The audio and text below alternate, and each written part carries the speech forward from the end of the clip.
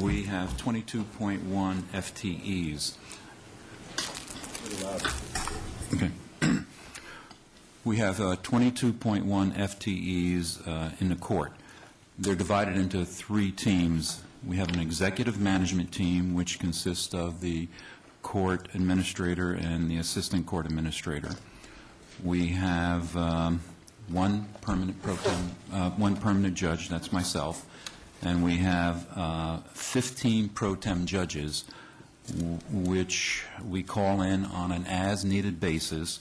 Based on time estimates, that's equivalent to 1.1 FTE. Then we have 2 operational teams, our case management team and our court services team, and that's the breakdown of the 22.1 FTEs.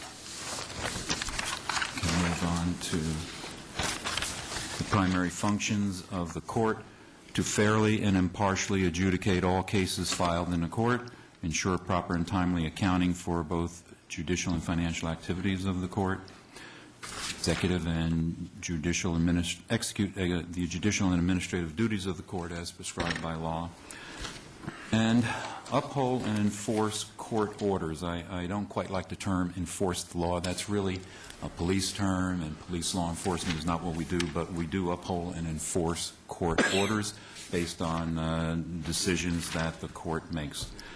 And safeguarding individual rights and liberties of all persons who come before the court. These are not only defendants, but also victims and witnesses.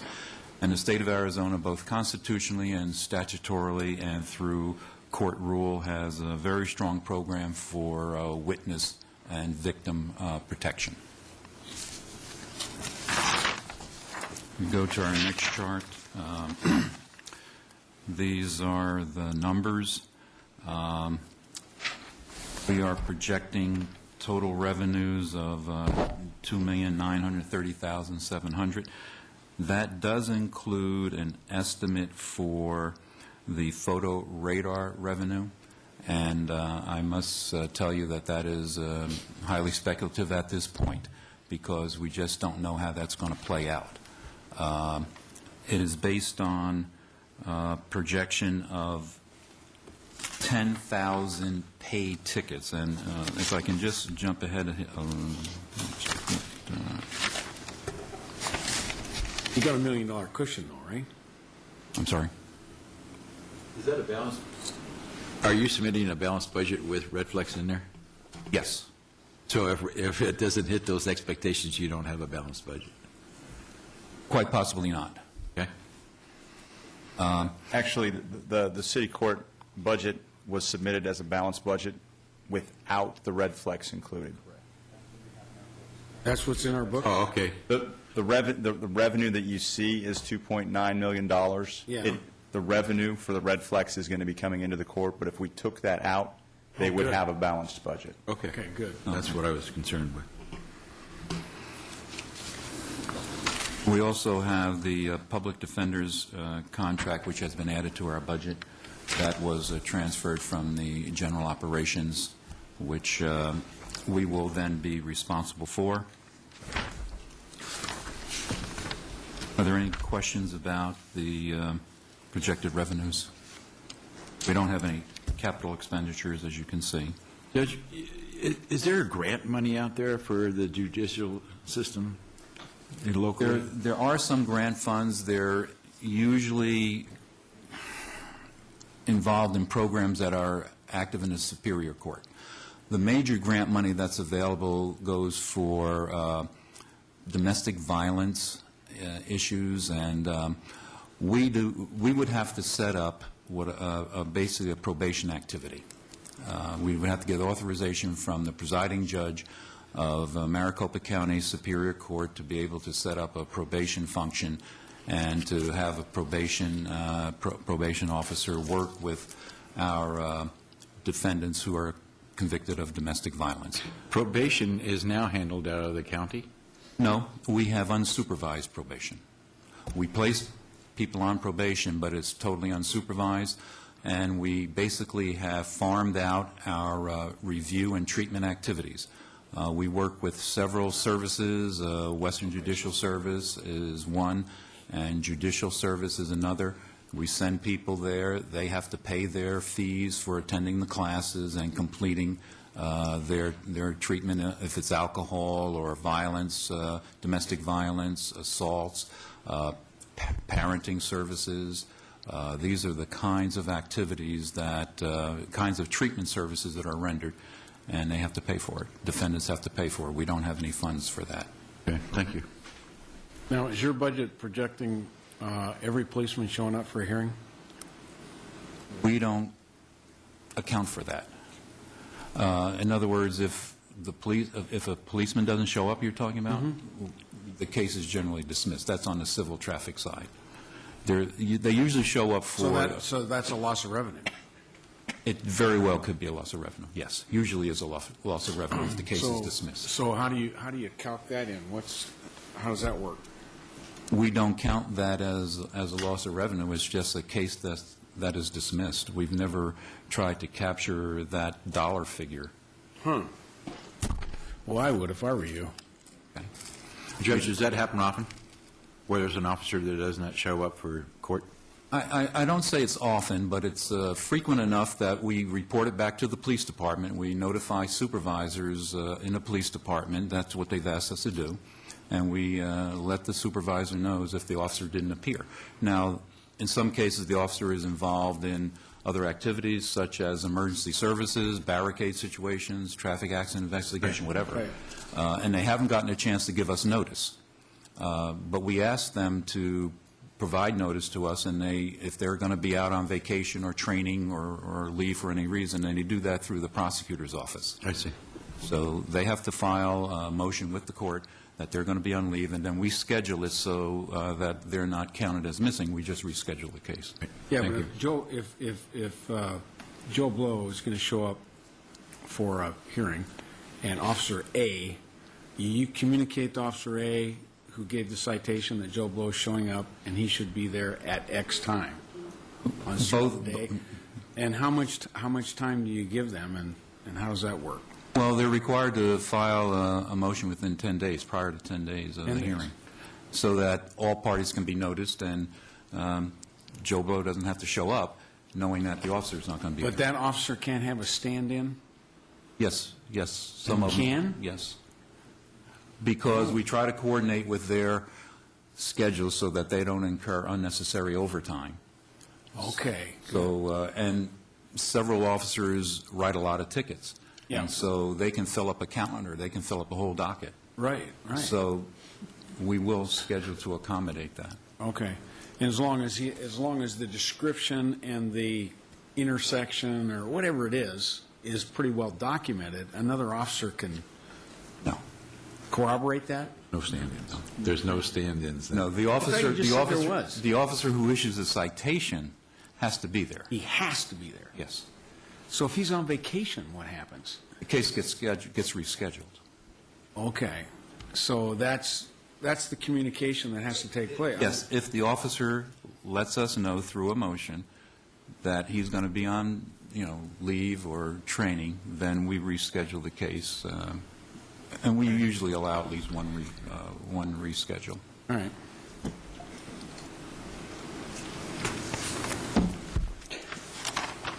Municipal Court Enhancement Fund, that's a special fund that is reserved to court activities. The court imposes a $30 fee on every case that involves a fine, and that $30 fee is what funds the Municipal Court Enhancement Fund. We have used that for the past 2 years now to fund our security services. We were receiving security services through the Maricopa County court system. It was upwards of $193,000, which you see there was part of our adopted budget in 2010. We have now been able to reduce that by going to a private security company called Blackstone, and we are proposing $100,000 in that area. Good. Major budget changes. We have eliminated the associate judge position with a budget savings of $163,000.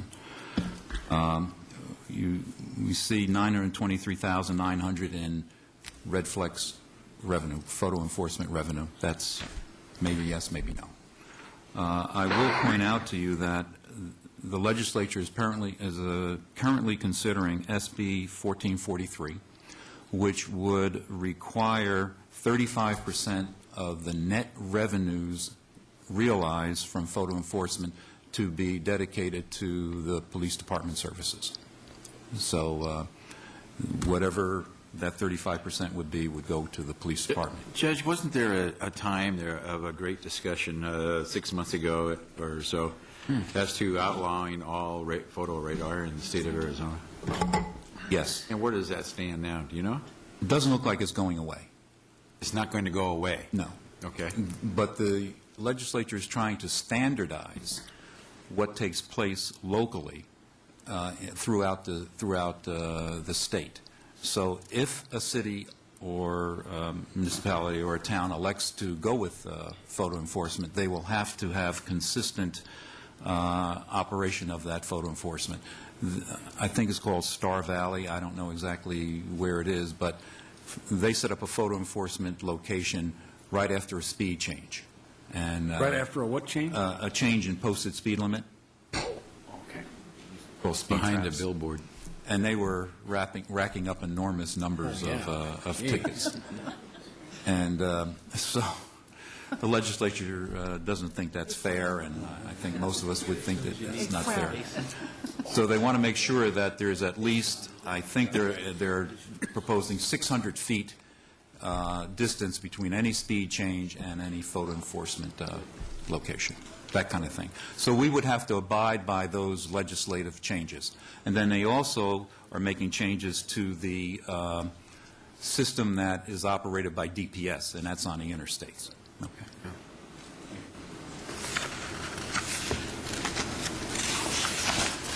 I also would point out to you that the reallocation to the police department of jail fees it doesn't impact us, but we do collect jail fees. When we sentence people to jail, we do impose jail fees unless there are financial reasons why we do not. In other words, if a person is indigent, those jail fees are usually waived. So we're never going to recover 100% of the cost.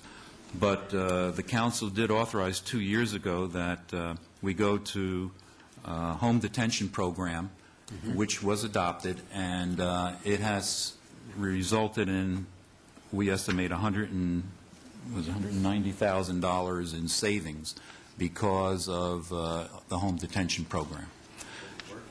I think it works, yes. Yeah. We can extend that further. If the council is interested in doing that, we'll be glad to explore that. Enhancement and efficiencies. We are participating in a new statewide webcast that allows training for court staff on site. The mayor had been very interested in supporting us. We were going to get a satellite dish and go on a satellite network that the Supreme Court runs for training, but that's now history. We're able to do this through existing internet services called webcasting, and it's free. So we are a designated site for this webcast, and we have been able to conduct 2 training sessions so far, and it's been wonderful. We're also scheduled to participate in the Supreme Court pilot project for the new case management system.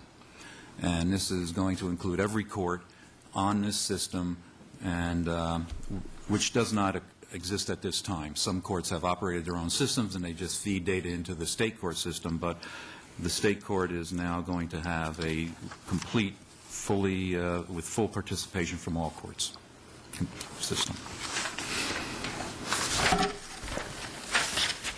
The JSAC, Judicial Selection Advisory Commission, has been, the support for that has been moved from the court to HR.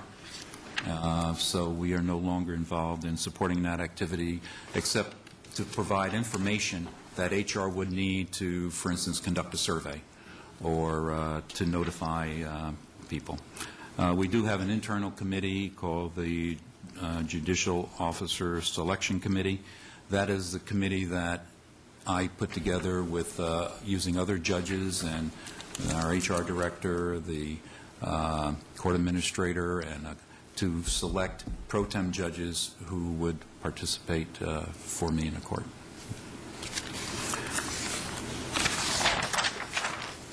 And major initiatives and policies, as I indicated, we expect a minimum of, I would say, upwards of 20,000 filings, although this says 10,000 filings.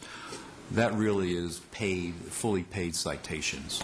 In order to get the fully paid citations, you're going to have a larger number of filings, and we anticipate probably 20,000 or more filings. What do you have now? We don't have any photo. Just, Okay. We have 23,000, approximately 23,000 filings now, of which 20,000 are civil traffic. So this photo enforcement adds to civil traffic. So we would expect that civil traffic would go from 20,000 to almost 40,000. So this is a guy that just, he's not mailing the check in, he's going to court. Well, people who mail a check in, we count them as having appeared and paid. That's not a filing, though. Yes. Right? Yes, that's a fine. That's a filing. That counts as a filing. Okay. Well, I got to get these definitions right. Okay. Because that isn't a filing in my mind. That's a filing. If you just get a check and deposit it, it's, You get the citation in the mail, it shows your picture, shows the speed, Yeah. and you decide to pay it, that's a filing, because it's been That's a filed filing. with the court. all right. So what percentage of those 10,000 or 20,000 additional filings will actually appear in your courtroom? Go to a hearing. Based on what Red Flex says, 1%. 1%? 1%. So the most of this will just be an administrative cost of Yes. cash and That'd be 100. recording it. Yes, and we've also asked for Red Flex, under the contract, they have to do it, to put a kiosk in the court lobby, so that when people come in, if they're thinking about contesting it, because they haven't had access to the internet, they can go to the kiosk, they can punch in their citation number, and it will pull up the picture showing what photo radar has captured. How many days do you have once you get the photo radar? Is there a limit? Yeah. If there's no response, Red Flex then has to serve. We notify Red Flex at 60 days that there's been no response, and then they have to serve. They have another 30 days to serve. Is there a limit if Flex doesn't go out there Yes, looking then for you? If we are working with the prosecutor's office to have a dismissal. We're looking at 90 days right now. So if there's no response and no service, at the end of 90 days, the charge would be dismissed.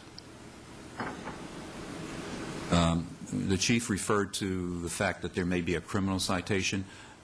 Photo radar does not meet the due process requirements for a criminal citation. That's why if you find someone that's driving 110 miles an hour on a local street or something like that, you have to actually serve that person. The driver. Yeah. So, The driver could be served at a later time? yes. Okay, A not at the citation time would, of the infraction. Yeah, it's a complicated process, but the Red Flex sends out a notice to the registered owner. The registered owner can respond and nominate, if they're not the driver, then they can have an option to nominate if they know who the driver is, and that nominee then gets served, and the nominee can appear. But based on the registered ownership, the police department can begin tracking down who the driver is in order to serve the driver if they want to do criminal filing.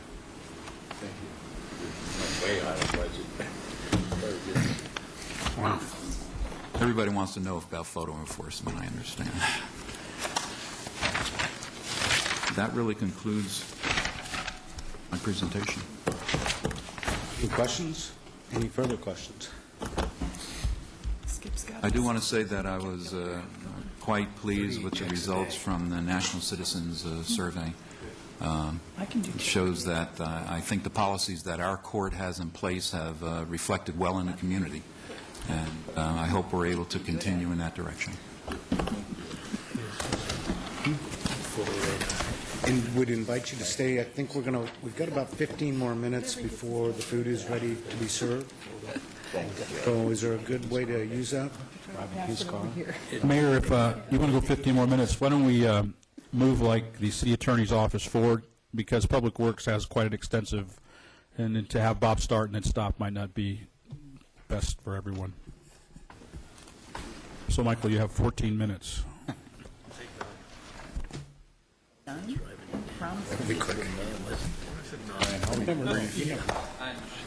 Thank you, Mayor and Council. Again, I'm Michael Bailey, the City Attorney. With regards to the City Attorney's Office, I'll take you through this briefly.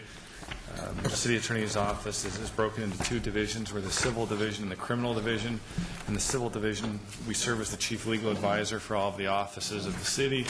As the Prosecutorial Division, the Criminal Division, we prosecute all the misdemeanors and civil offenses that occur within the city as well. With regards to the budget, the numbers are before you. As you can see, in terms of the changes, what really can be reflected is the major budget changes. If you go to that. The largest was last year we established contract prosecutor positions. In terms of the assistant city prosecutors, we took those from an employee and made them contract with benefits.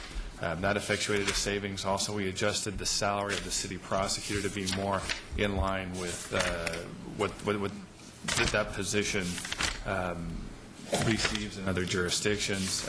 Historically, that had been classified as a director position. We removed that. It's no longer a director position. It's more a deputy city attorney, which also falls in line with other jurisdictions. When you have two separate divisions, you generally have a deputy that heads each division as well. We've also participated in the reduction in force where there were two administrative staff members that were involved in that. Additionally, we had to the extent 3 FTEs.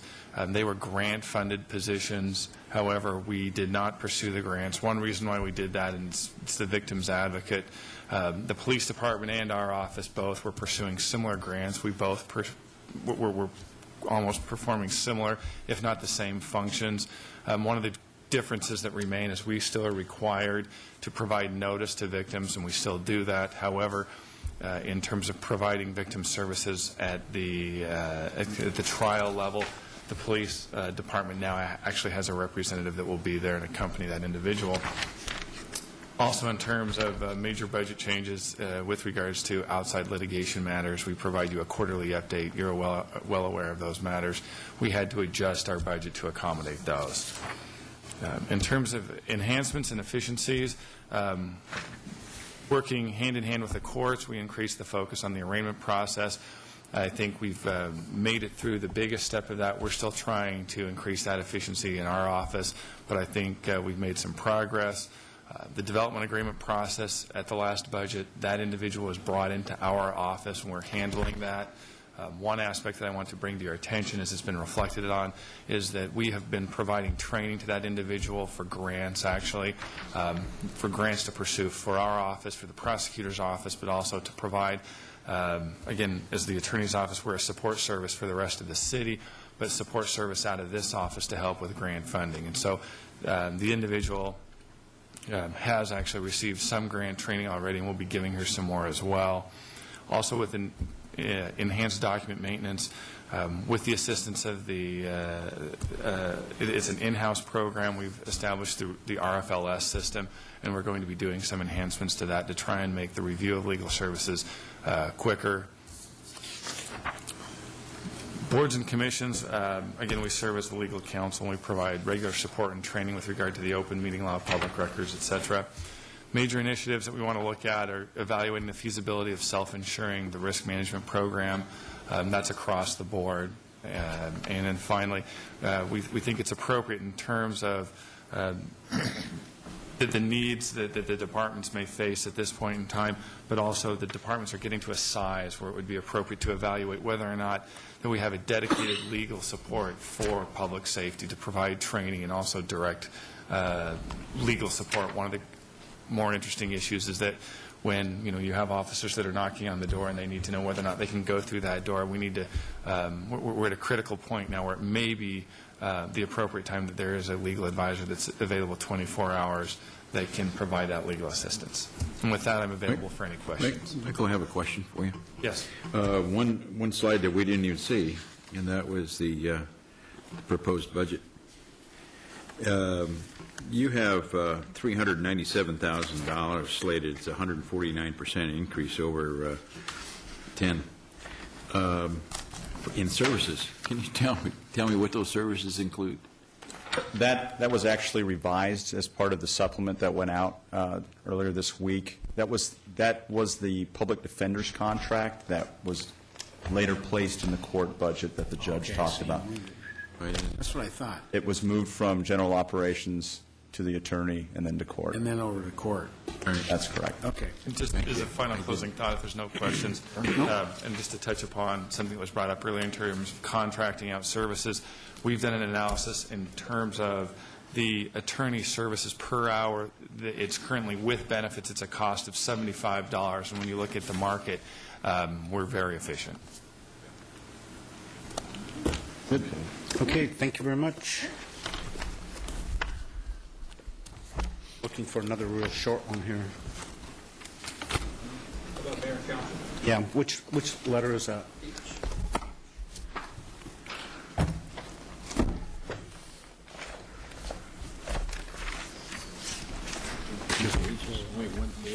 Yeah, well, we'll knock that one out. That's pretty short.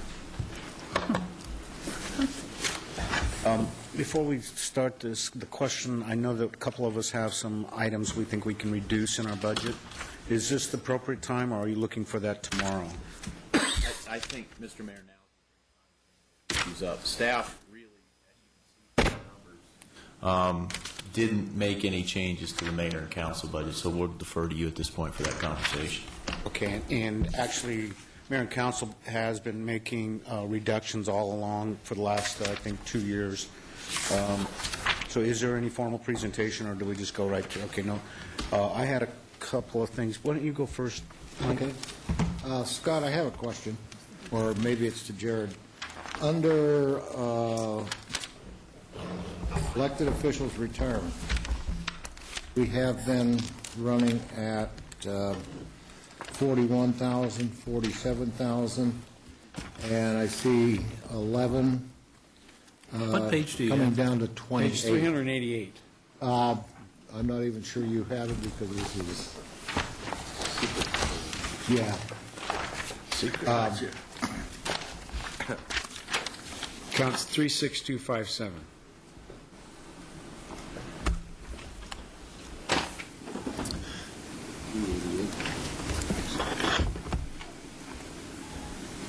See that, Jared?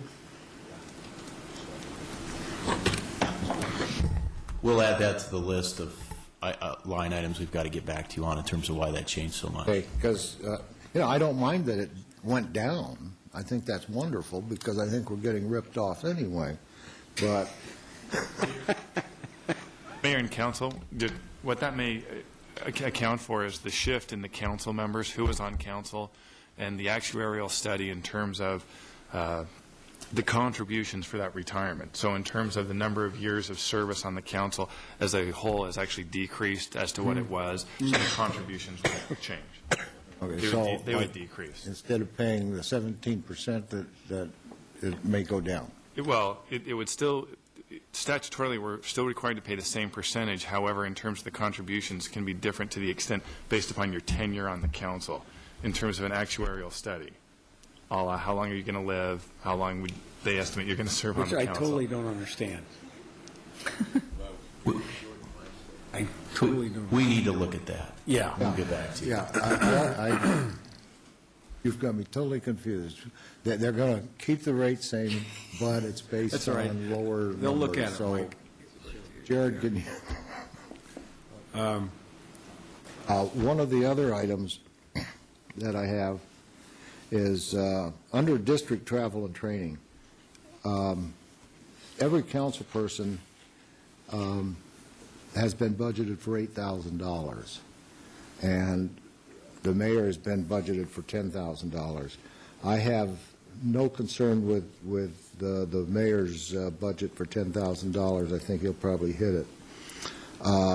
And I know that we have some that will be coming out for districts 1 and 2. But I think we could reduce that travel budget to $4,000 per council member. Yeah, I agree. If they come up a little bit short. I don't. I don't think so. A trip to Washington, D.C. Well, I know, but Okay, but see, the thing Richard? is, you could Richard, borrow what? from. Listen, So if your trip to Washington DC and you come up short, you come over to me and say, hey, Mike, I need some of your money. We've done, this is not a Don't like precedent. This has been done in the past. Sure it Yeah, has. and, In you know, we've excess. cut that, we have cut that, that particular account by a lot already.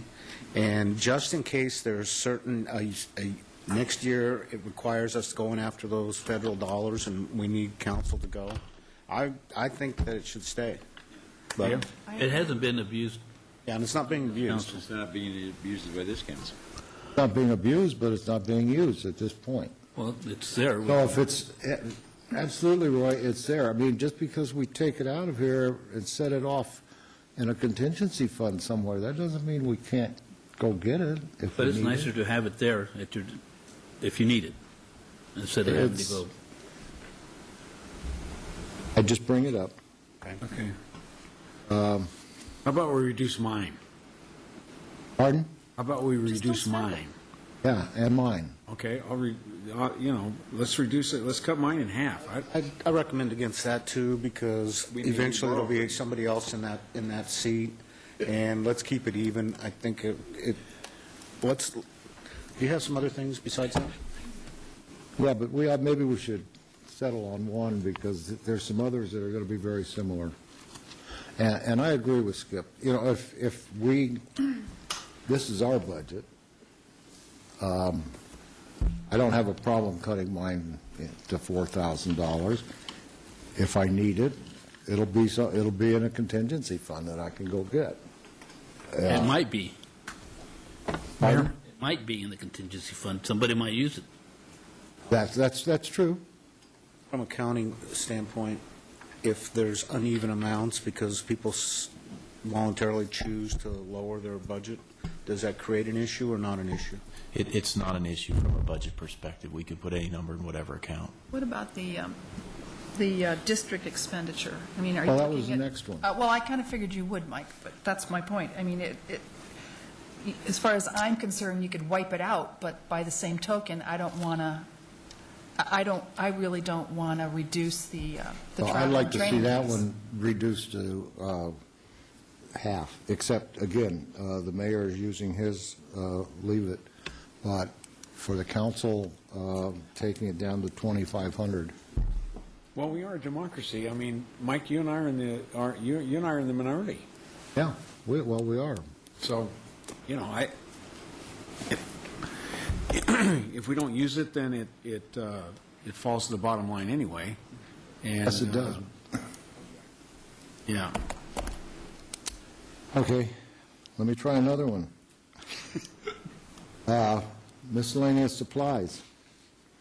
And mileage reimbursement and miscellaneous services. Mileage reimbursement is $10,000. So far this year, $713 has been applied for. Miscellaneous services is budgeted for $26,000 so far year to date.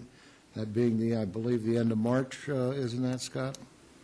We've used 5,251. So right there, it's pretty indicative that it's not. What's included in, Mike, what's included in that, since you've been doing the detail work? What's in the miscellaneous services? I haven't really been able I think to that determine that? From what I understand with talking with our administrative aide, it is paper, copy paper, ink, just That's office supplies, but the miscellaneous I think miscellaneous services? services is tables when we go to functions and things like that. That it covers a lot of things. Can I chime in with you, Mike? Because what I did is I sat down with Kim and said, okay, what are we, what's our budget? What are we spending? What's realistic? On office supplies, she suggested we go from 20 to 10. On miscellaneous services, she suggested going 26 to 13. Okay. On mileage reimbursement, because we're not using it, she said probably need to keep some in there, but go from 10 to 5. Sure, yeah. But see, here's the thing, Mayor. This philosophically, Mike and I were trying to think, okay, we want to add that third bus back in. Mike and I do. I don't know about you guys. And we're saying, okay, what could we contribute in our budget to make that happen? That was what was really driving it. I mean, we needed $78,000, right? I believe it To add the third bus. Is that right, Mark? And so we said, okay, what can the mayor and council contribute out of our budget to affect that? And that's where we're coming from, So I don't know what this will add up to, but if we can agree on $25,000 or $30,000 out of our budget, then that's almost halfway there. It adds up to 28. The numbers I just, and if we go to dues and membership, and take that from 37 to 30. Okay. And there's 35. Okay. I have a suggestion as well, if I might just jump in on that same line item, and that is, I don't need a printer in my office. I can walk down the hall to Kim's office and get whatever I printed out from there. Print it there remotely? I personally don't have a problem with walking. I don't need a personal color printer. I think, if I'm not mistaken, those weren't purchased new. They were brought over from the old city hall. Right. Is that correct? Somebody, yes or no? Guys, Richard, you don't get a new one. No, I don't want a new one. I don't need one. The dues and subscriptions, and Scott broke it out, and I can't find it, darn it. But I think it was, wasn't the big one We had MAG and National League of Cities? Was that the two big? No. GPEC? No, GPEC is an economic development budget. Mayor, members of council, let me jump in on what that number is. It's dues and memberships is the big pieces of that. Fighter Country is Fighter Country $25,000. Partnership, $25,000. The National League of Cities is $3,200, and U.S. Conference of Mayors is $5,300. So Fighter Country is the biggest chunk of that line item. Yeah, we just leave it Maybe we alone. could back off that a little bit. I don't know. Is that a set fee, the Fighter Country Partnership? No. Is that- No, it's just It's just a determination of how much we can give in each given year? Is that? We upped it from 15,000 to 25, didn't we, this last year? Yeah. Yeah, but it was 15 the first time. The first 3 years ago, it was 15. We Right. opted to 25 the past 2 years. Right. If we just said 20 just based on our budget, Okay. you know what I'm Sorry, saying? What do you think, Lynn? Is anybody writing this down? Scott, are you writing this down? Yeah. Okay. So we've gone from office supplies 20 to 10, miscellaneous services 26 to 13, mileage reimbursement 10 to 5, dues and memberships 37 to 30, and then Fighter Country Partnership, which is part of the dues and membership, would be an additional 5, so 37 to 25, it sounds like, which should come to a total of about 40,000. Correct. Okay. Are we good with that? Yeah. What if we take it down to $1,000 per district discretionary funds off? That'll give us another $5,000 or $6,000. As far as I'm concerned, you can wipe mine clean. I utilize some of those expenses for neighborhood watch programs. and You're those types of things. maxed out. Is everybody okay with the $1,000 a district? Yep. Okay, so now we've got 7,000. We've gone to 7. 7, additional 7, so now we're at 47. Let me ask you this. I share your concern, Mayor, about the travel and training piece, because I think we're going to end up spending more time traveling, especially now going after some of these grants. Can we move the district expenditure into the travel budget? Can we ask for money from the travel budget That would be, I think that would be a council policy, and if we agree, I see nothing wrong with keeping, I would like to see us keep them both, but be able to move the funds Yeah. one way or the other. So that you have some room to move. Sure. Yeah. Yeah, and so we will probably have to adopt that as a policy at some point.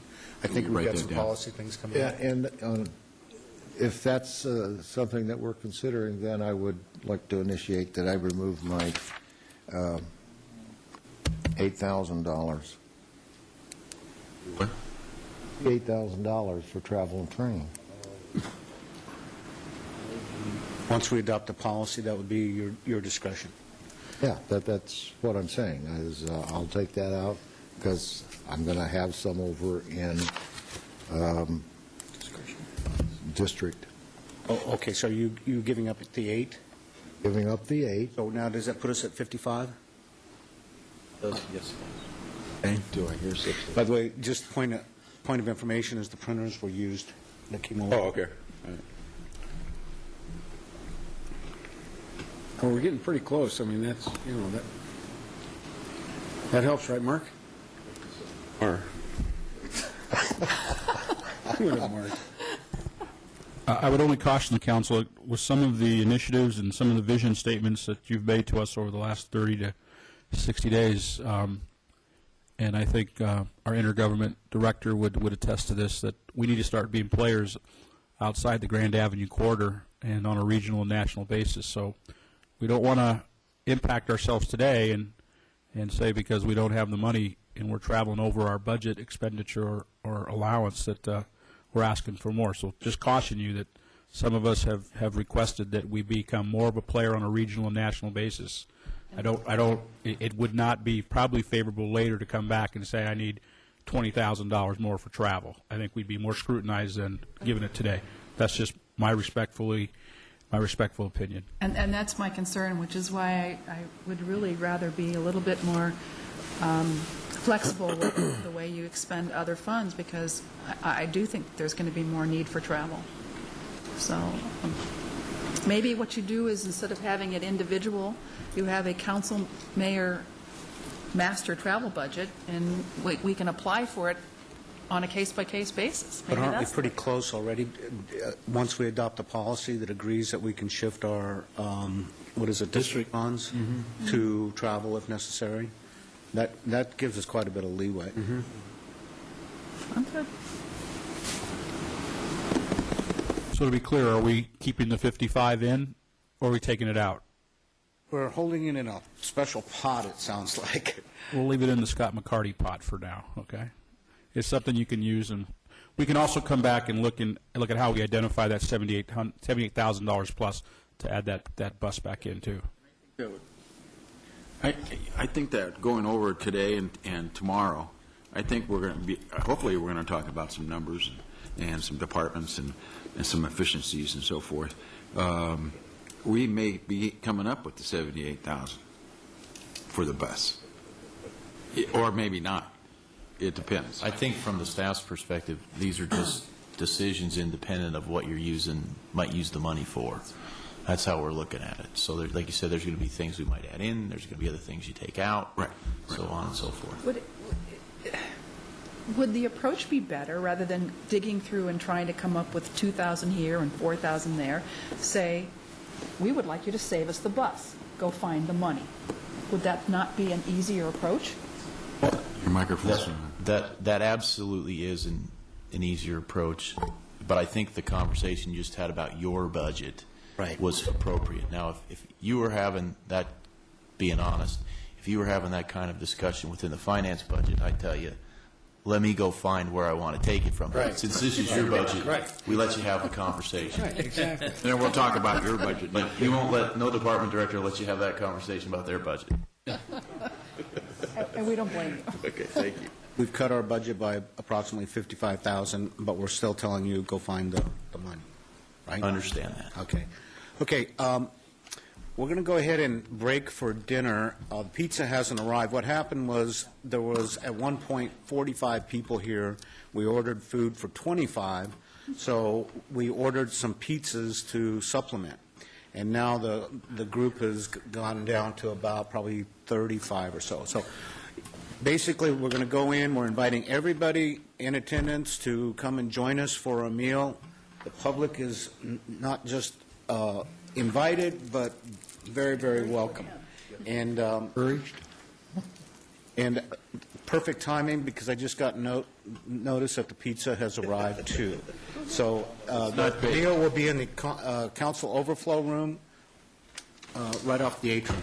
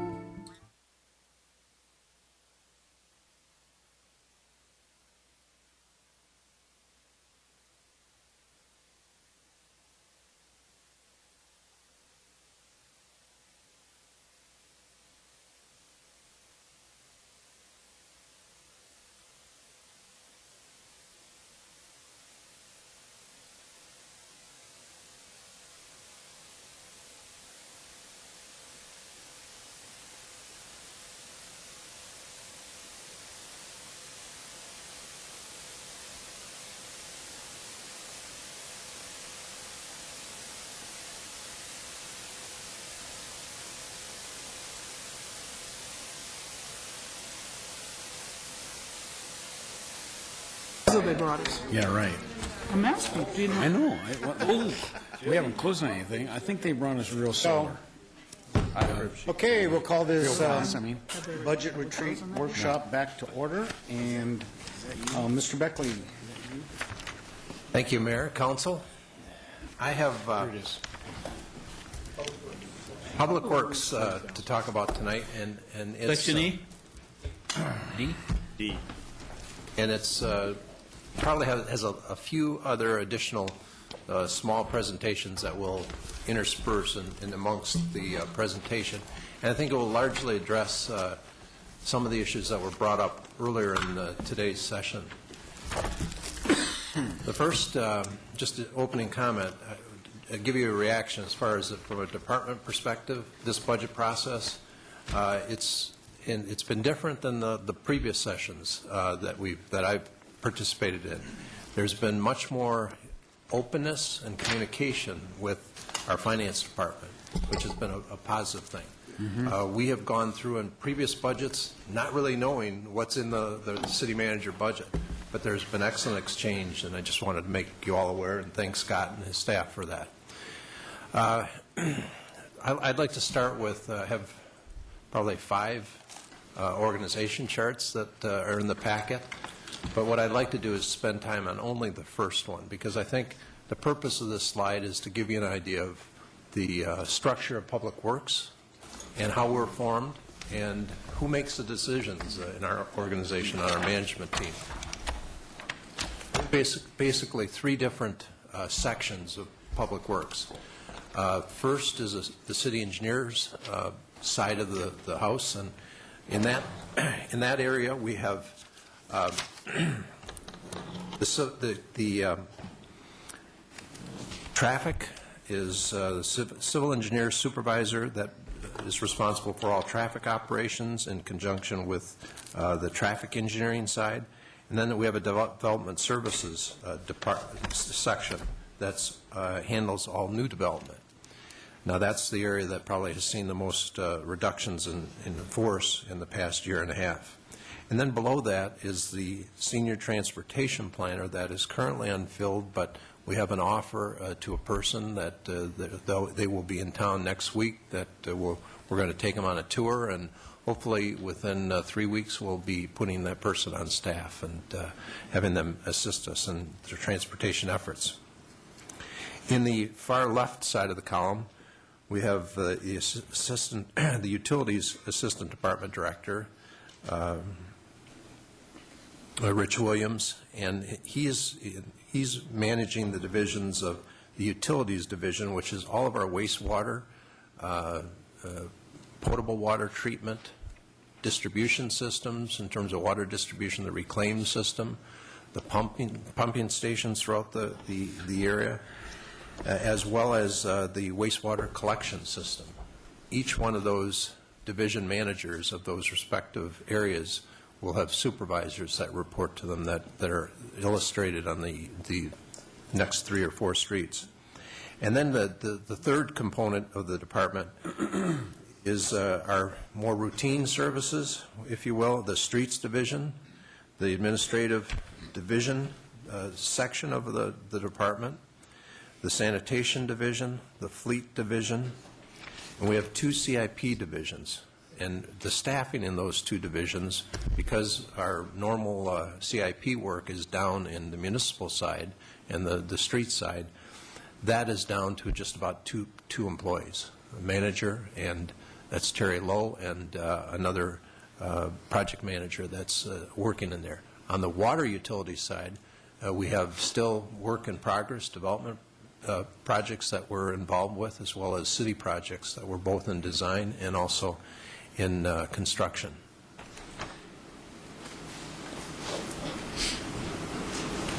I will I'd be glad to take any questions, I think, as we go along. So if something comes up, don't hesitate to ask, because both on a larger picture area or larger picture basis or on a detailed question, David Kolbeck is here, and we'll do best we can to answer all your detailed questions if you have them in addition to Now, any. where's Nick Messia on this chart? Nick Messia is a city engineer. He is the head of the right side of the page. Okay, that's where Nick is, okay. Nick is responsible for the transportation, traffic engineering, development. So he's the city engineer / traffic engineer that's referred to in the ordinance. Okay. Okay, hearing no questions, we'll move on through the organization charts to the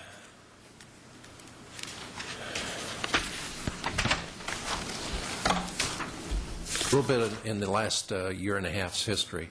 We were asked to look closely at our staffing levels, particularly in the area of development services, new construction, related positions.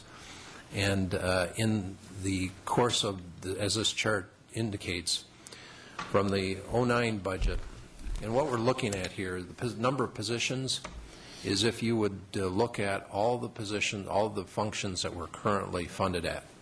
These represent, back a year and a half, were from 4 different departments. We've had really 4 different departments over the last year and a half, or portions thereof, be combined into the Public Works Department. So if you look at where we were as a city 4 years ago, in fiscal year 09 compared to the proposed budget, we're looking at those position reductions at each one of these intervals. We had a fiscal year 09 revised budget where we cut our budget by 1.2, 7.7 positions and 10 adopted, and they're generally following about every 6 months, 5 to 6 months we experience these reductions.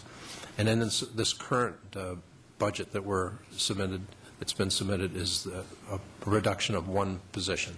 That's a street sweeping position that we'll get into in a few minutes. These are primary functions. They've been included in the handout, and I think they're pretty well known. We have, of all the divisions that we have, It's a variety of services, and it's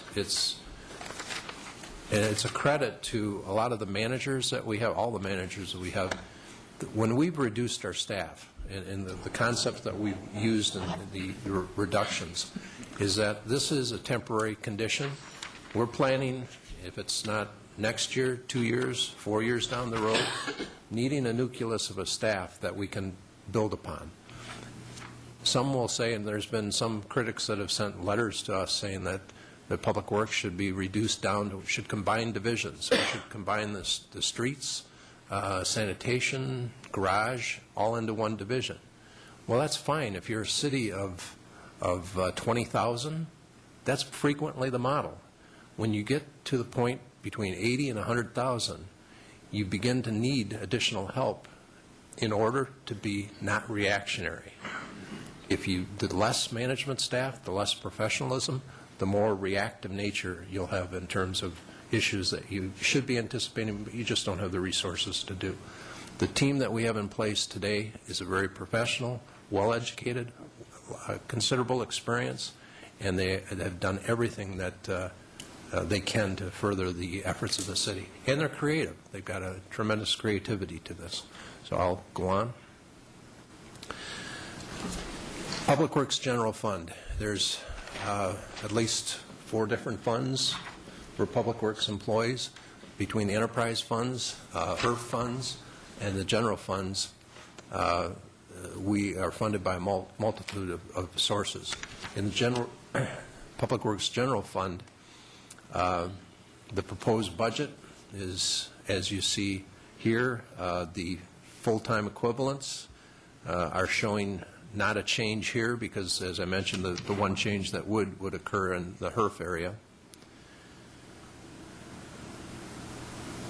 And any questions on this? If not, we'll move ahead. This is the HERF budget.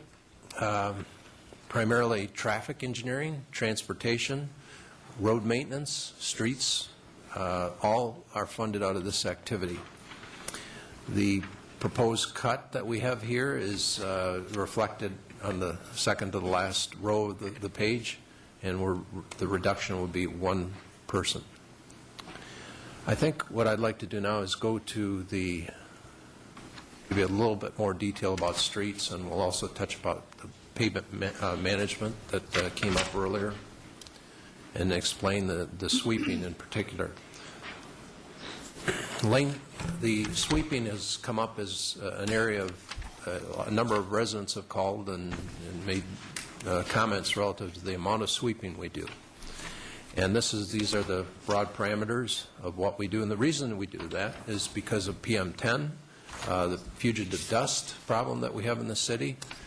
There's a lot of concern over valley fever, and in particular, the PM10 guidance rules that the city is trying to follow is intended to reduce particulate dust in the city of Surprise.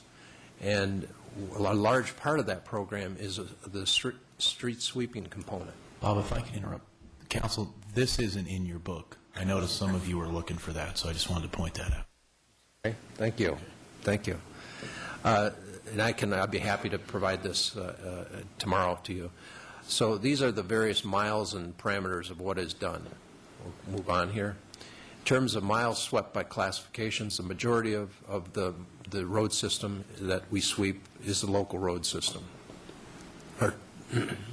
The cities that, the frequencies that other cities sweep range from 26 times a year down to 12 times a year from the cities that have indicated the responses. The average is 18.2. We are, I would say, at the higher end of the sweeping for the city.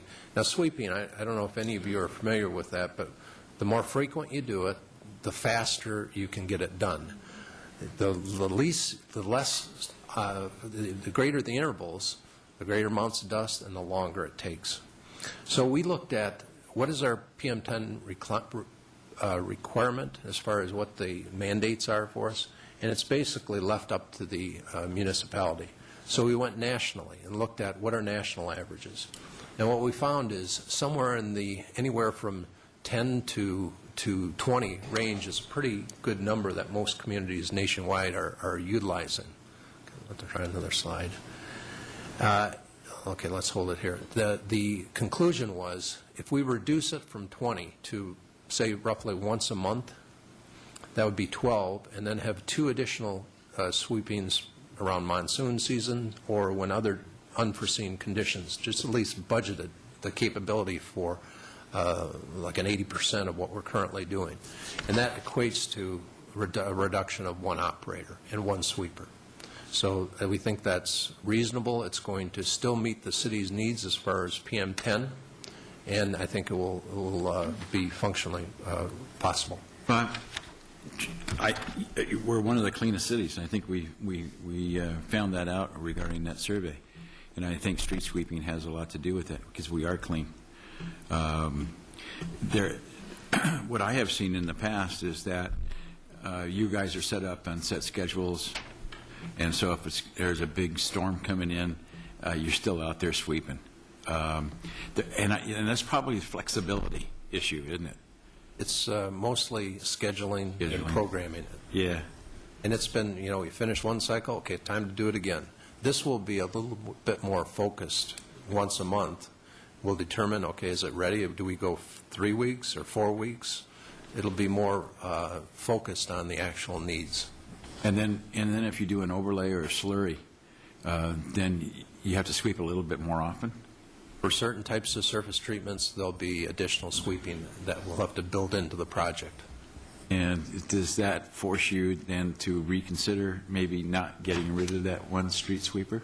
Not at this point. We're talking about dropping an operator or dropping actually an unbudgeted position that's open but not filled, and that wouldn't reduce our effort. In case of an emergency, we can transfer over other management operations specialists to assist us with that in the case of unforeseen needs. Sure. Okay, thank you. So this is an unfilled position that you're cutting from the budget? We lost someone just within the last 4 months, and it's been kind of frozen at this point. So rather than continuing that on in the budget, we would eliminate the position. So the frequency of sweeping won't change from what we've seen for the last 4 months, is what you're saying? No, it will. It will. It will change. We will reduce the level of effort. About 25%. 20%. 20%. That's correct. Well, one of the things that stood out with me last night, too, was the street sweeping. People brought that up, and they like the fact that it's clean. And as a housewife who does a lot of dusting, I like it, too.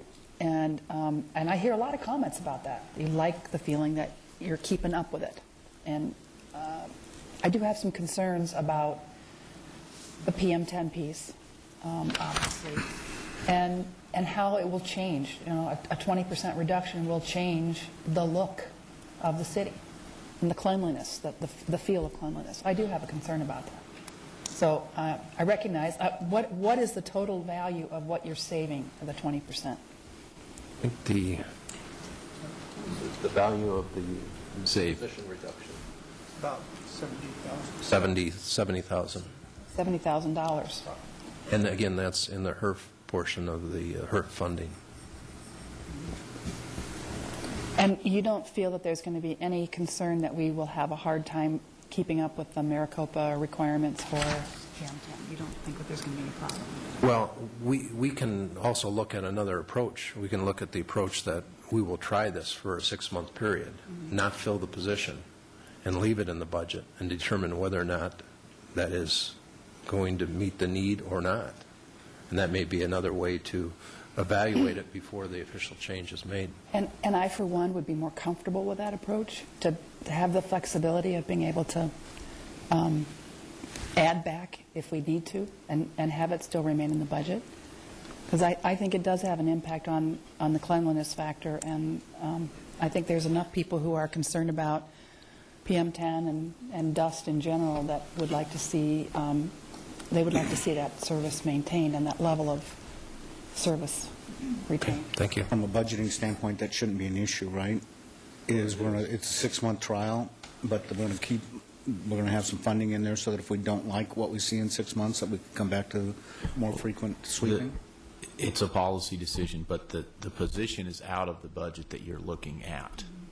So to put it back in would cost to add the $70,000. But that's a policy decision for council to direct staff to put that back in. Or we could leave it out and revisit it and find the money in 6 months if we think we have to. That would be another option, yes. I want to sleep on it. Now, Bob, isn't there a certification of street sweepers in regards to PM10? Aren't there certain UL stamps on certain sweepers that? The sweepers have to be certified. There's a California standard that Arizona's adopted a few years back, and all of our sweepers were or have been certified. They came through grant funding through MAG. And in order to qualify for that, you have to buy a certified sweeper. So all of the existing units are certified. Okay, good. Okay. I agree. I'd much rather have it in the budget. And so if we can find a way to accommodate that, I think that would be good.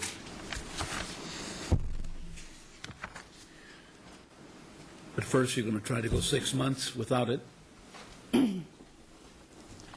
Is that? I will He's take looking for direction from council or my city manager. We'll take that. Well, take a it's close just, look you at know, we this. just come off that National Citizen Survey, and one of the key, what do they call, key drivers, was street sweeping. Now, I'm not smart enough to figure out how all that was deduced, but, you know, these guys are pretty sophisticated in how they work through this, and, geez, I think we ought to pay attention to it, you know? When it stands out, you want Yeah. to pay attention to Why, it. take it away.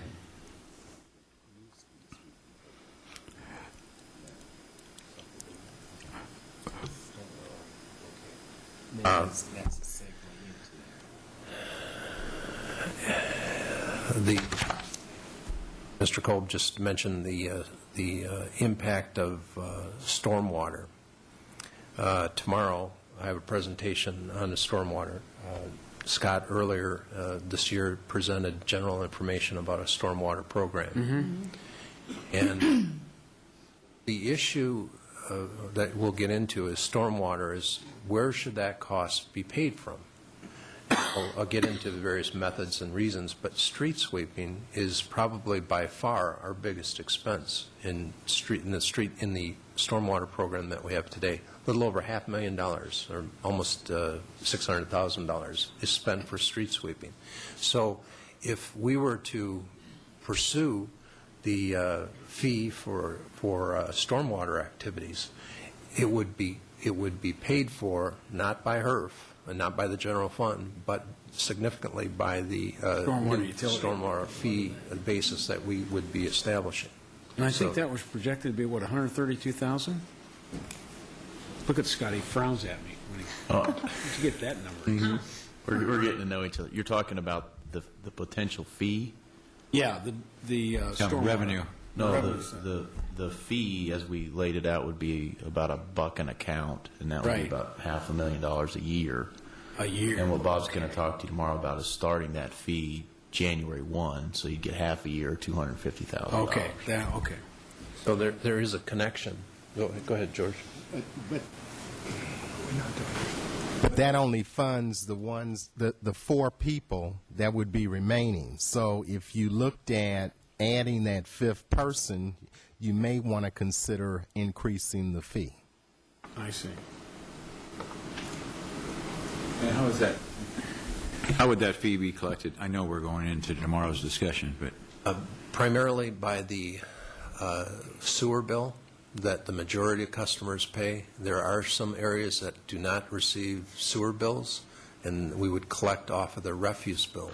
That would take care of almost 97% of the residential communities and commercials. yeah. Okay, we may want to include, as much as we can into that rather than any free rides. Okay, thank you.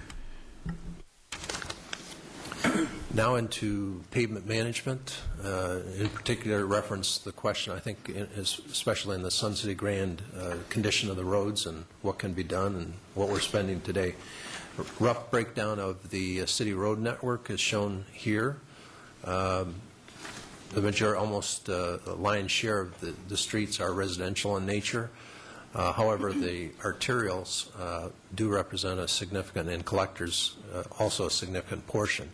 It should be mentioned that in terms of what we've done on our arterial network, Bell Road, once we complete Bell Road, that was, I think, 20%, if not 20 to 25% of that arterial problem, where 4 years ago we had problems with the arterials in general. Well, with the improvements of Bell Road, we've significantly improved the condition of the arterial system in Surprise.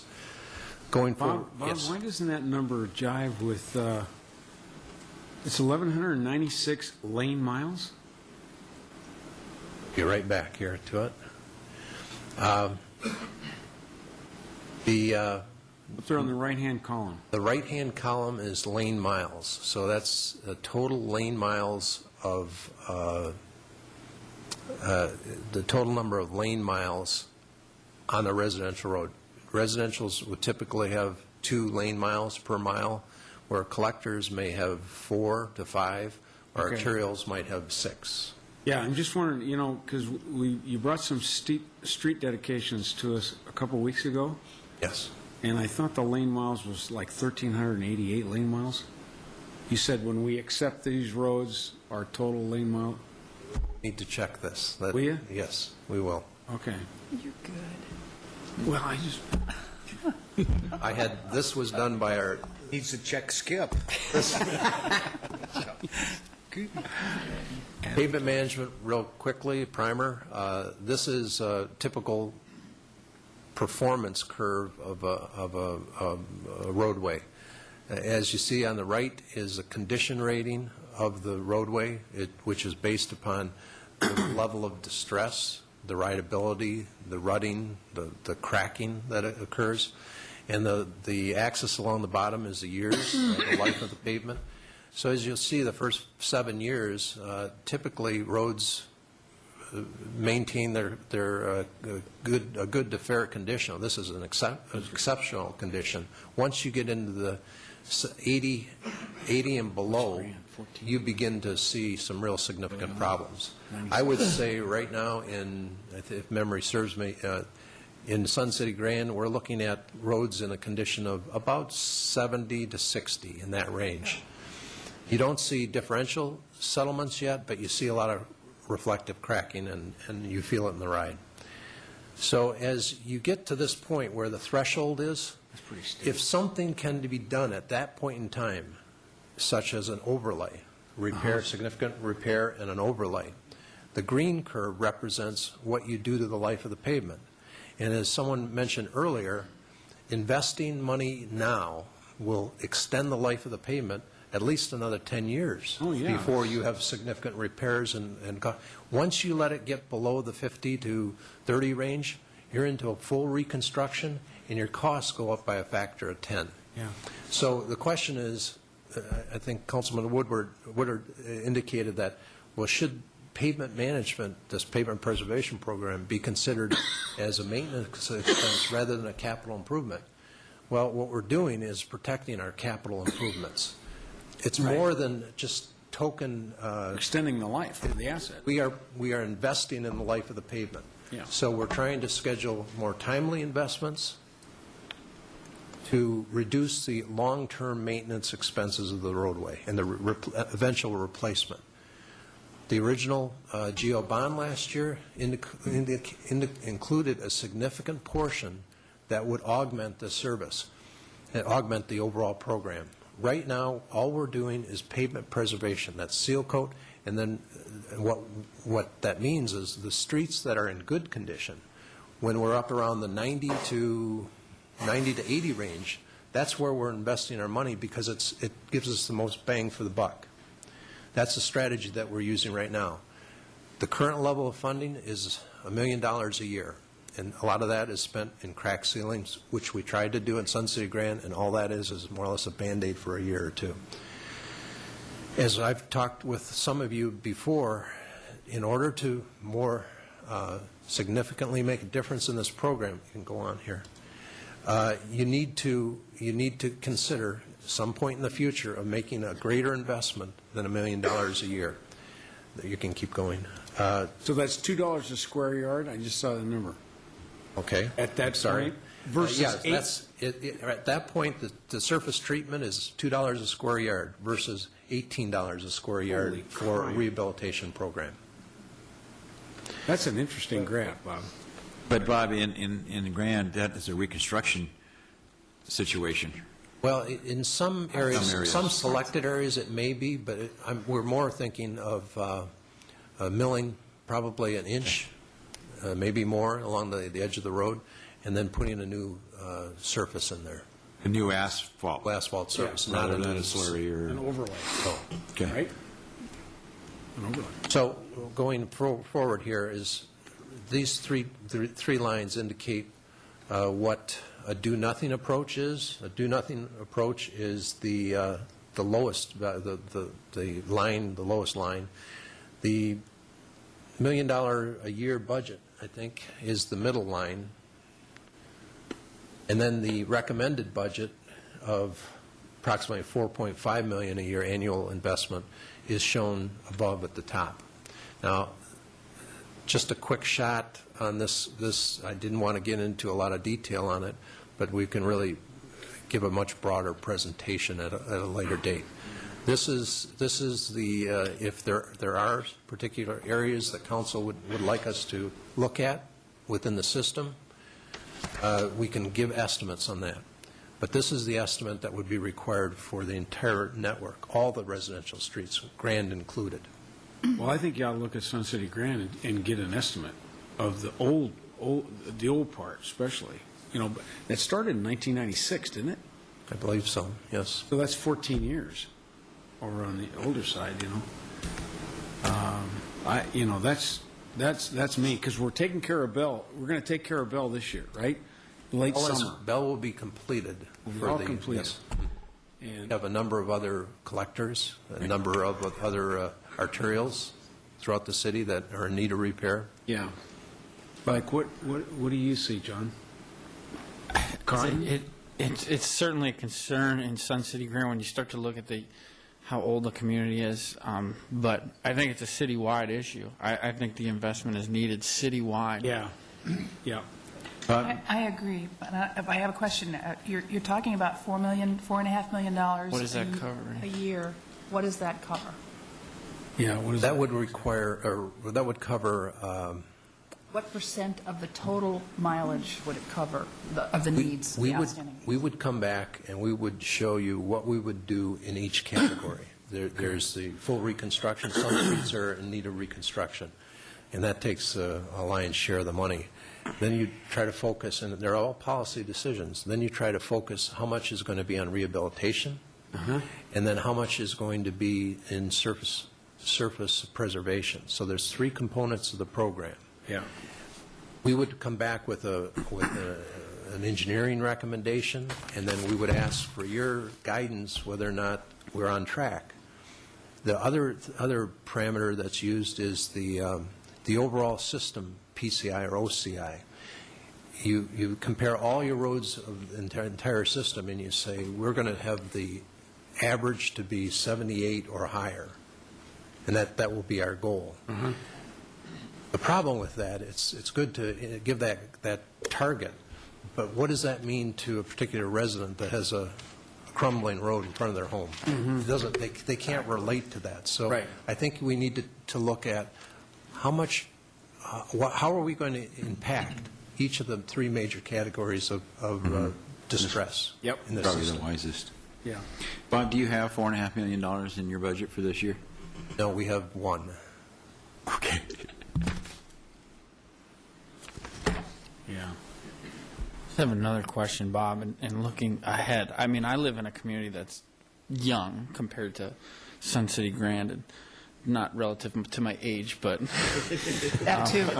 the community is young. And there's certain streets that have already been coded and taken care of. And I mean, it's a community 5 years old. Is there a difference in the asphalt that's laid down and the quality of the product that's being used? Is it the timing? Is it if it's done in the summertime or if it's done in the wintertime?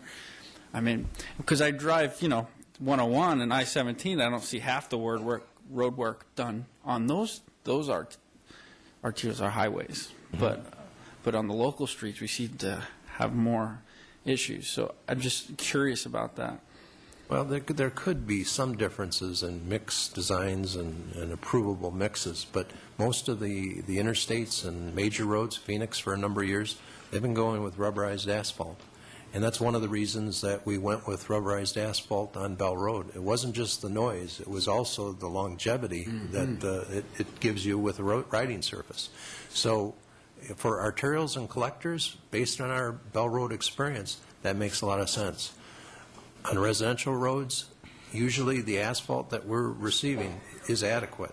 It's just that within 5 years, you should be doing some type of surface treatment to keep the asphalt content, the ductility in the asphalt, so it doesn't begin to crack on you.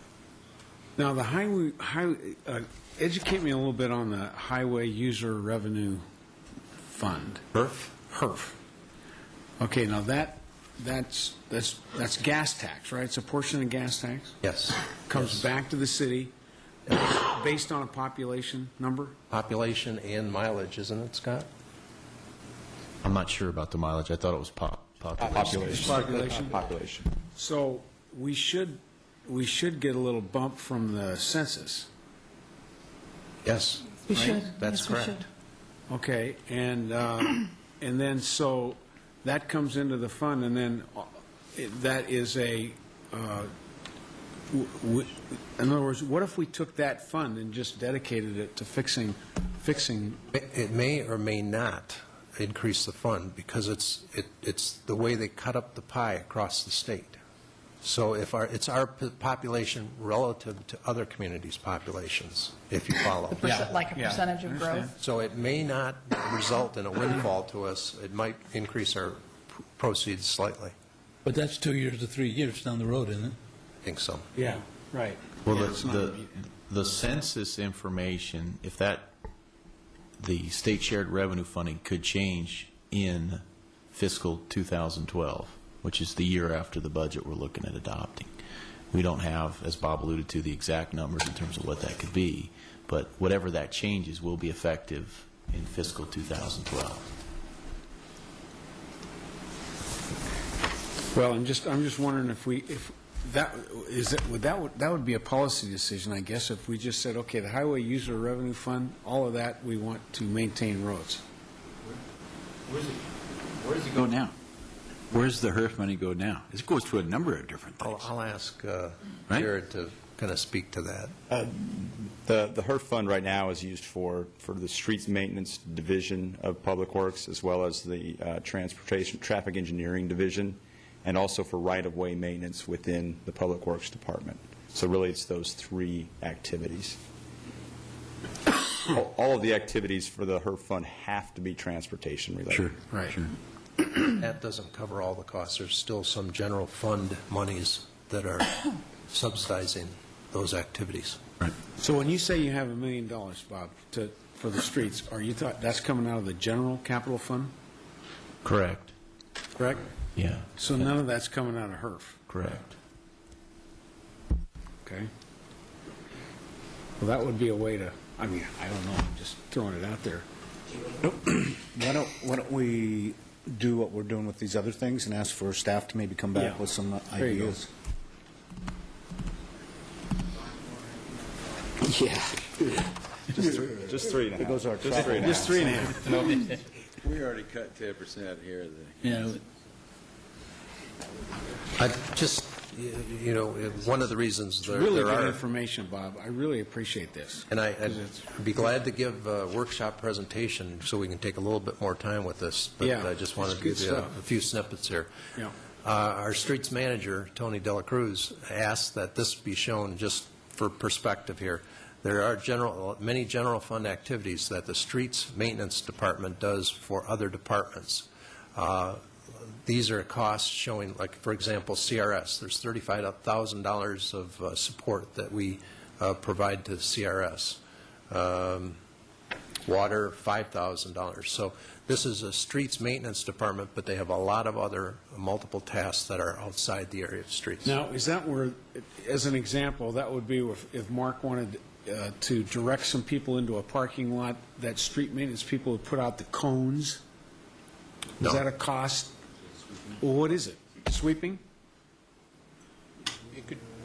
It would be that. It'd also be some assistance when we have the CTCA tournament, and they assist us with PM10, or they assist us with grading on the backside for additional parking with CTCA.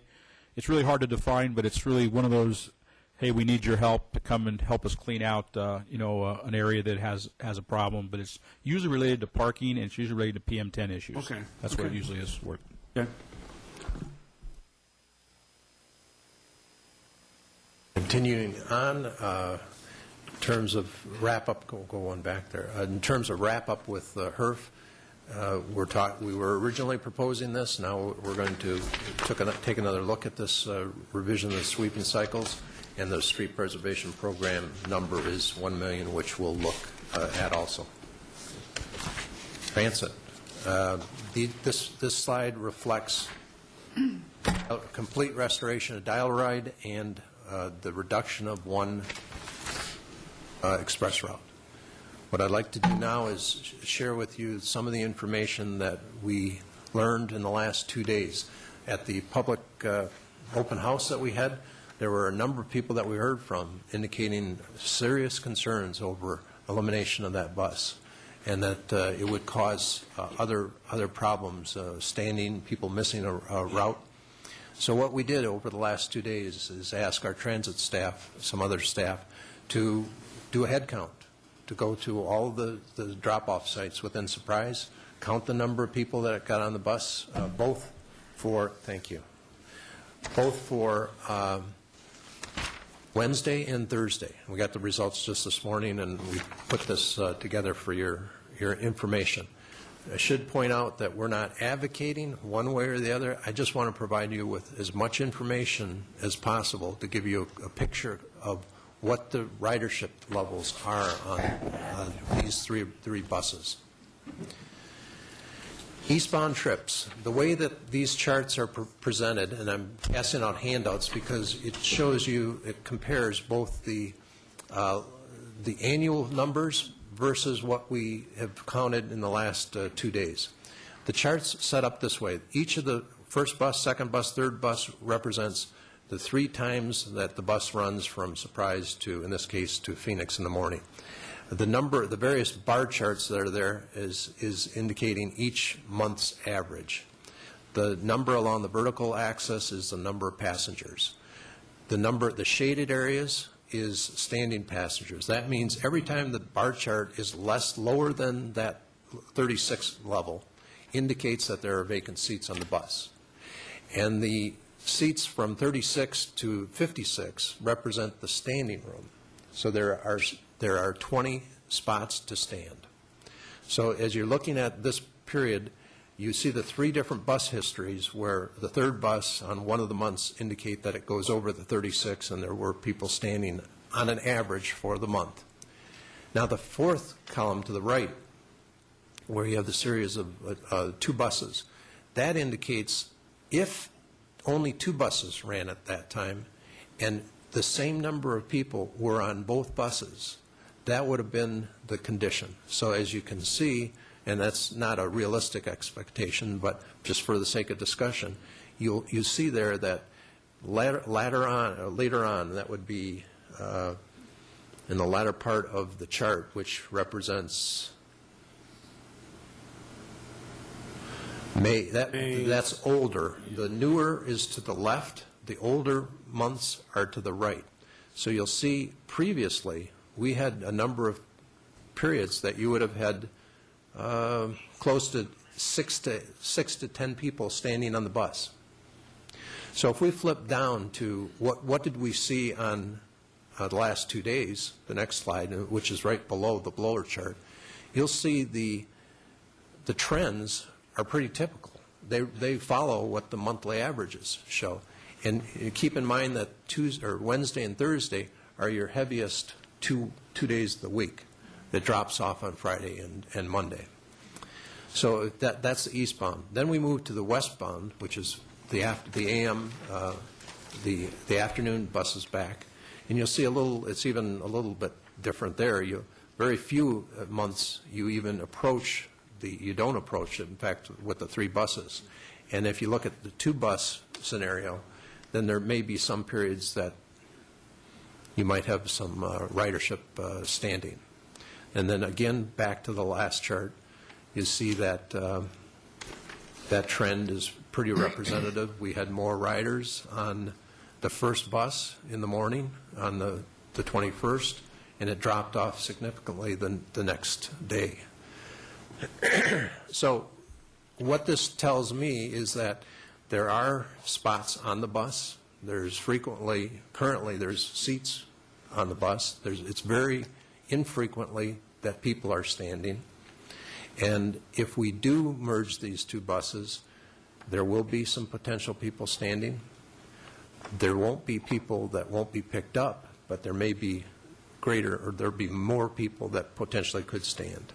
So this is just additional information, and along with what you've heard, to hopefully help you with the decision.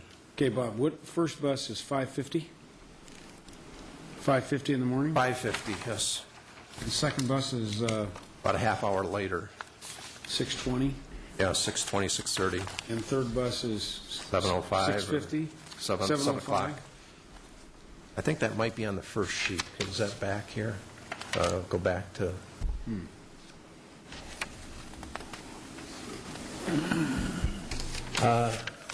5:36, 5:35, 5:55, 6:20.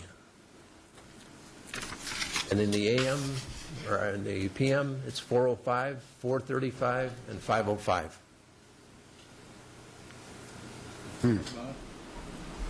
What's the standard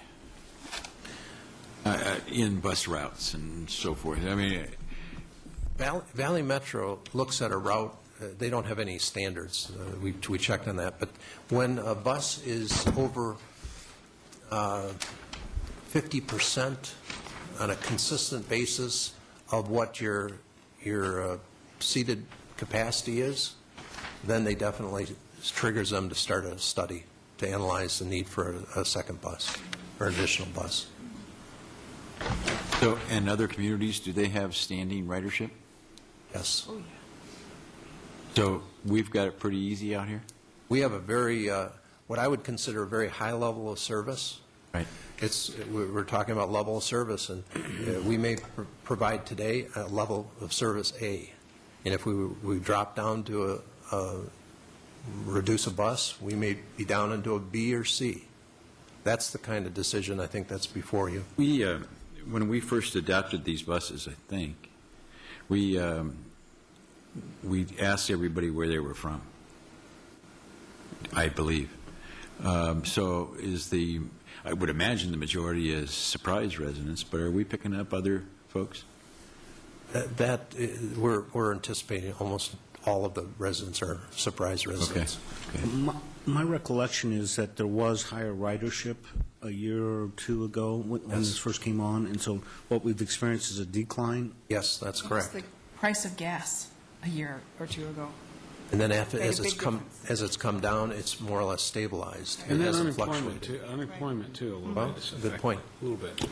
But when I'm looking at, okay, so I just want to make sure that I got my mind around this.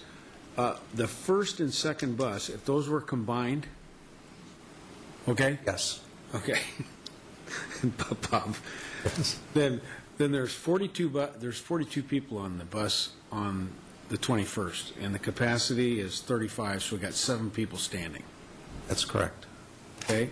Then on the 22nd, we've got 47 people. We got 12 people standing. And what if 3 of them have a bicycle? And This is the thing, you know. Yes. Bicycle and wheelchair. That's Yeah. what we heard from residents. I mean, that would be unacceptable to me. I mean, have 12 people standing and with bicycles, and I don't know. Bicycles are loaded in front of the bus, aren't they? Or what do you? There's only a location for three. Yeah, Oh, right. okay. And then the rest of them go on the bus, you know? That was the... Could I add one other, a couple other points?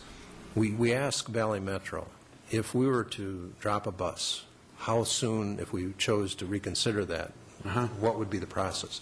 It's a 30-day notice, and we can restore service.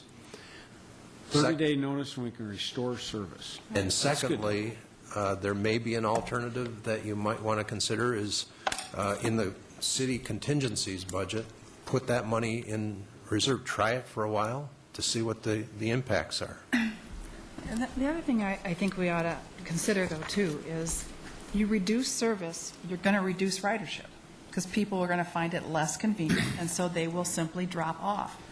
So you've got to take that into consideration as well. I mean, I agree. if we're going to try to, if we want to maintain the service and we actually want to build service, while some would view it as an A-level service at this stage, I would say that if we had an even higher level of service, let's not classify it as A through B or C, if you had a higher level of service, you might actually attract more riders and have a more vibrant bus system. But right now, we're kind of at, I would argue that this is a shoestring bus system. I mean, we are really operating on a shoestring. And it's, if we reduce this service, we're going to lose riders. No question about it. What are we? How much are we in the hole for each bus? Define what hole means. Are we cost effective on these buses? We don't receive any funds for the... Okay, so how much does it cost us each bus? What we do is subsidize the routes, and for the year, for those 6 routes, or 3 route 3 and then 3 out, it's approximately $278,000. And the fare box, we don't even collect on the fare box anymore. No, that is a false statement, because we did check each of the fare boxes on the buses that were surveyed, and they were all in good functional order. The way it works is that there's an estimate for the fare box revenue, and that's cranked into our price. If it's exceeded, then we get something off. If it isn't met, then we have to make up the difference. So that's the relevancy of the fare box revenue. So, Ms. Walcott is suggesting to increase the service. Well, it's substantially going to be increasing the cost. What I'm suggesting is if you try to maintain what we currently have, then it's going to cost, because there is no such thing as a transportation service of any kind that is not subsidized. Right. All of it. Roads are subsidized. Transit is subsidized.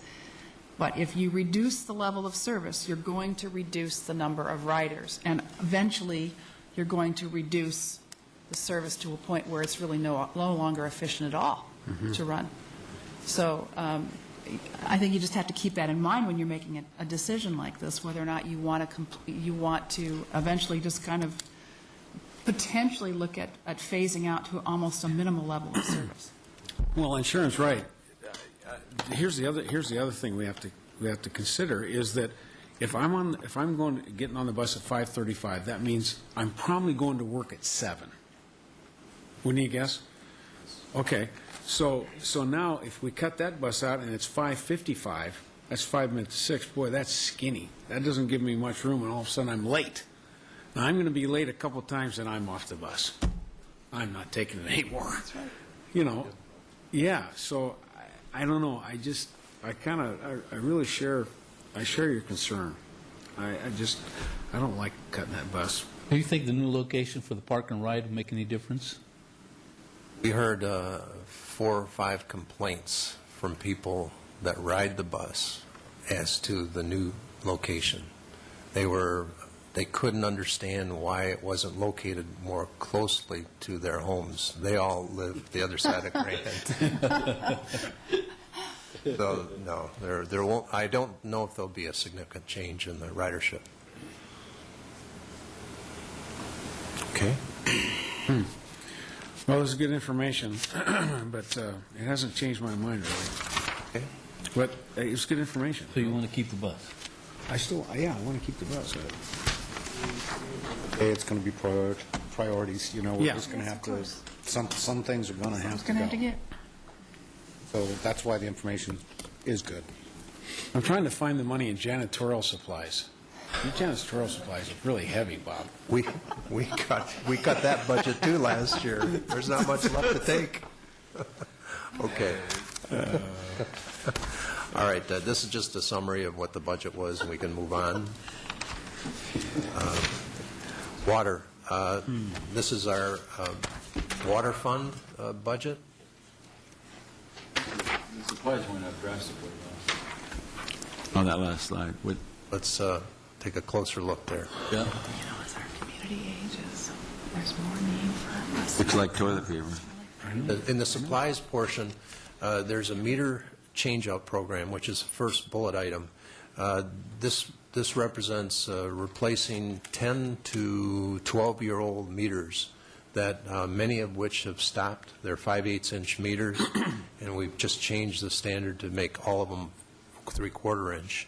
But Yeah, this only represents about half the city, correct? yes, this is our total number of accounts are about 24,000, and this would Versus be the- roughly a little less than half of the meters. Yeah.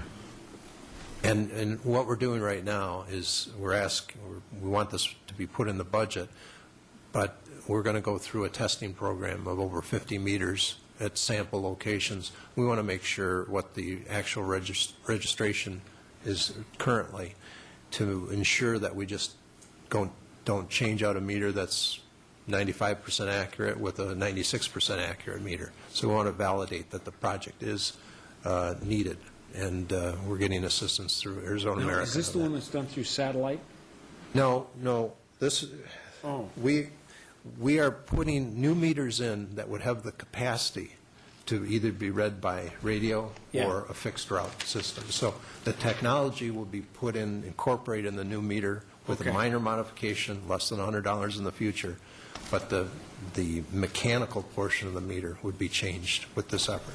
Yeah, have you done, are you guys doing an analysis on the payback? We have with both our staff and also with Arizona American, which we're under negotiation for an extension of contract right now. And their number came back with a 10 to 11-year payback.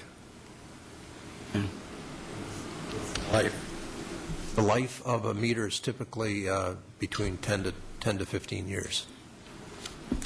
Is Arizona American doing similar to their area? Arizona American is, they are using manual meter readers to do that.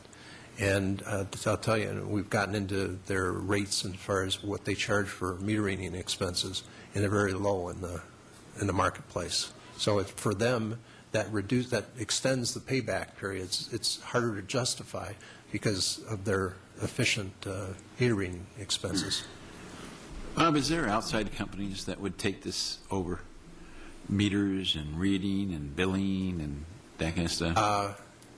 We spent, a year ago, we went out for proposals. Right. And the composition of our system is such that it's very difficult for anyone to come in and beat Arizona American because they're reading meters for all of their water customers, which are our sewer customers, along with our water component is only 24,000. We've got 48,000 water or sewer customers, and they do our sanitation billing. So they're positioned in the marketplace, so it's very difficult for another provider to come in. Are there others? Yes. We've talked to others, and they're looking at proposed fixed route or radio read systems, but you'd have to change out the entire system, and that cost is millions of dollars. And you have to have that payback to justify and finance the program. It's just not there right now. That's the first bullet. The second is a groundwater modeling study. The purpose of that is we have pretty good known information as far as what the geography and the subsurface water potential is for south of Bell Road. But as you go further north, we suspect that there's isolated problems with wet water. So the purpose of this study is to evaluate and to do some modeling and testing, some sampling, to determine what potential we have to support future water demands and current water demands. The second is, and that was a cost. That's a major cost. On the plus side here, or on the negative side, conversion of our water well sites in SPA 1 that you approved earlier or late last year, that result, we've been tracking those costs, that's saving $200,000 annually in our utilities budget. Good. Super. Wow. Hey, back to the initiating the groundwater modeling study. This is kind of off the wall, but is there any real long-term benefit for the city to just sell that off to Arizona American?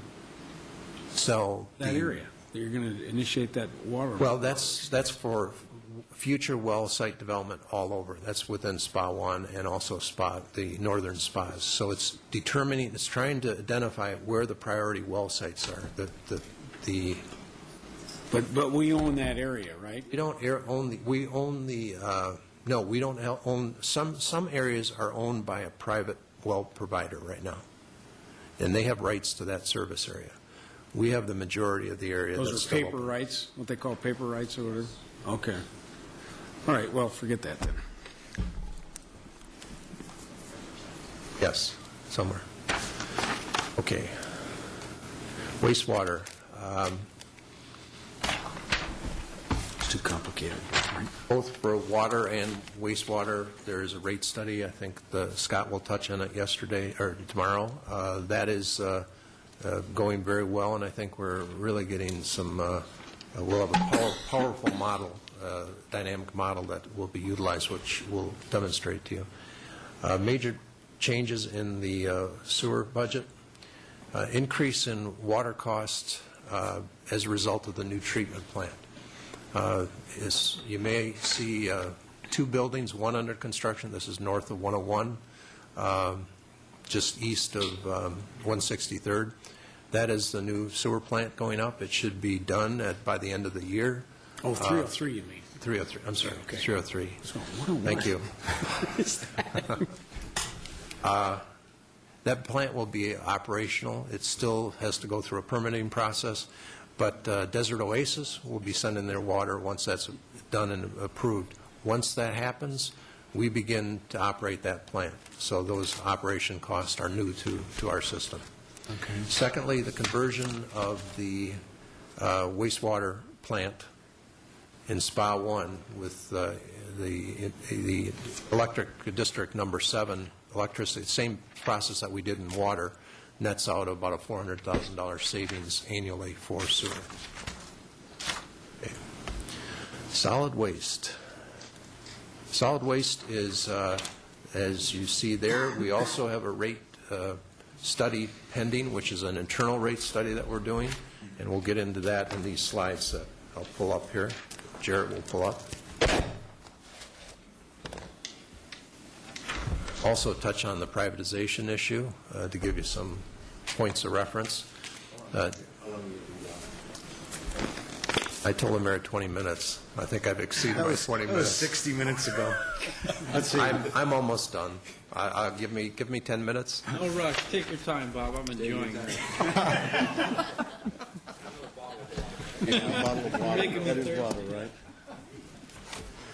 Charlie Raymer, the manager of sanitation, had to put this in there, and he's very proud of the National Citizen Survey and where his ranking came in very high. Excellent. This is a busy chart, but I just want to show the line on the top. Fiscal years are columns across the board. Currently, the rate is $16.63 a month that we charge our customers. What we are suggesting is that council adopt a rate reduction of $1 per customer per month. And based on our fund balance that we look at and the intended expenses over the next 5 years, we feel that that rate will be sufficient to provide the revenues necessary to operate the system. This has modest growth included, only 3% or less growth in the system. So we're not providing for that. If that changes, that may have an impact on this. But we're comfortable with this kind of reduction. 3% growth in households, Bob? 3% in household growth. Right into the stormwater situation, because I think it is. This is not connected, but it's another budgetary action that we suggest that the council consider. Okay, so my question is, if they're sort of related, why not keep this temporarily where it is and go ahead and go forward with the $1.50? Well, one of the reasons that we're trying to identify the cost, and we're trying to identify the appropriate people that should pay those costs. If this were just applied to the sanitation fund, this only represents, as you can see, I think the total number of customers are in the sanitation. 32,000. 32,000 customers would only pay this bill. This money be utilized for pavement, for the No. No. Nice try, though. Thank you. What this change will do, this is our ranking with our neighboring communities. The green is where we're currently at. If this change were to be adopted, we would fall to the left or move to the left, at one of the lowest, I think, near the lowest in the valley for rates. Okay. Just a short thing on routing efficiency. The red is a recycling route. The communities are listed along the bottom. As you can see, the old, before our rerouting efforts, we were on the left side. Our numbers significantly went up, especially in the recycling routes, to make them more efficient and effective. Red is what, Bob? Back to Red is recycling. Red is recycle. Okay. And the blue is the trash routes. That's super. Okay.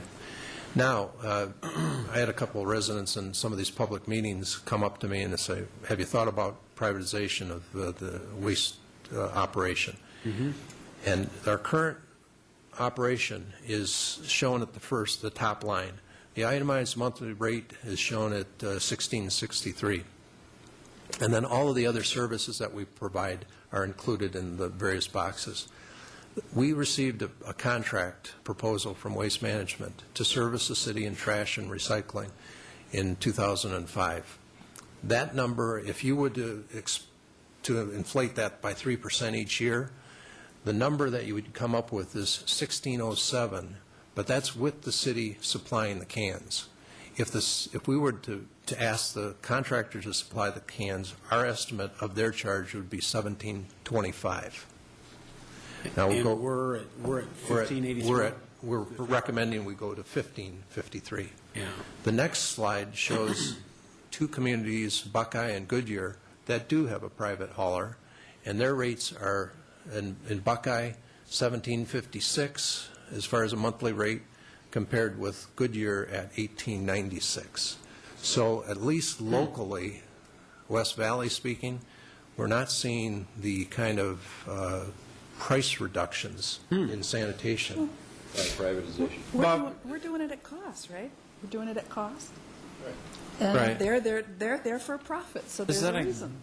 Does that include the recycling? So that 1563 or whatever the cost would be per customer includes the recycling? Includes the full service, recycling, hazardous waste. Everything. Everything's on there.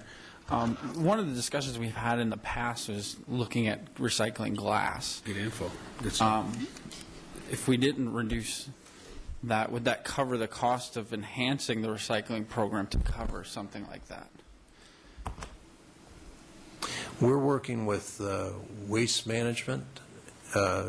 Once the facility at the facility is completed, they will be taking glass. So we're at cost. There won't be any increase to our cost when that happens. And we anticipate that to be with the next year, that will be picked up at no cost, and it will actually increase the revenue to our project, revenue to the city. Okay. So I don't think that will be necessary in the short term.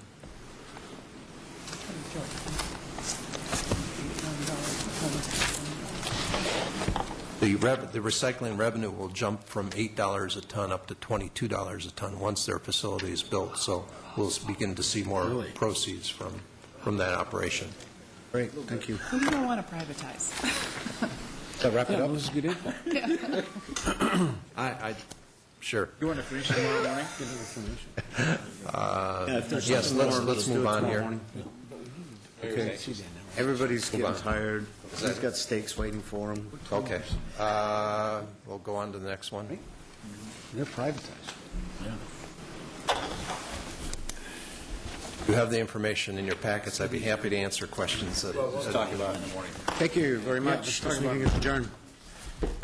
Good job, Bob. Please pick up around your place.